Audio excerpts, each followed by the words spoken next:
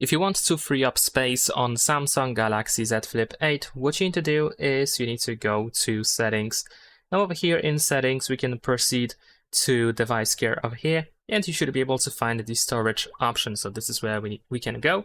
And here we have a summary of the storage, and you might use these suggestions that you can find here to clean the storage. Like for example, here we have large files, so we can see files that take lots of space, so you might want to delete them if you are certain that you don't need them anymore.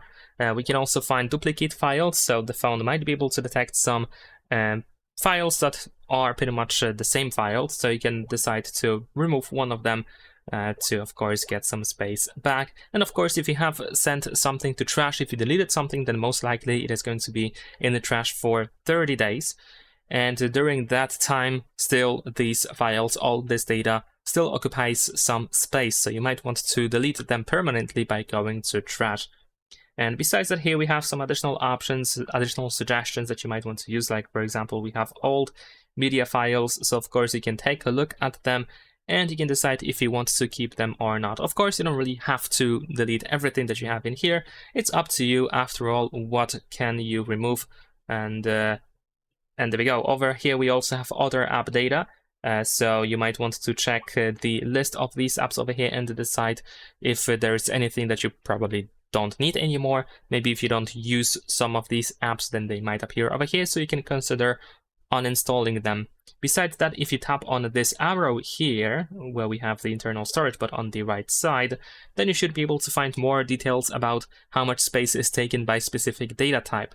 So, for example, if you have lots of videos on your phone, then most likely they will occupy most of the space.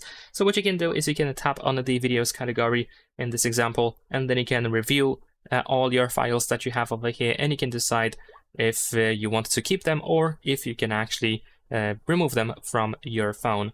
And that is pretty much it. Although, one more thing that I think is worth mentioning is that if you go to apps, then of course over here you can go through these apps, and if you choose the storage, then you should be able to see how much space they take. And this includes cache files, which after some time they can pile up and they might take lots of space in some specific apps, especially if you use them quite a lot.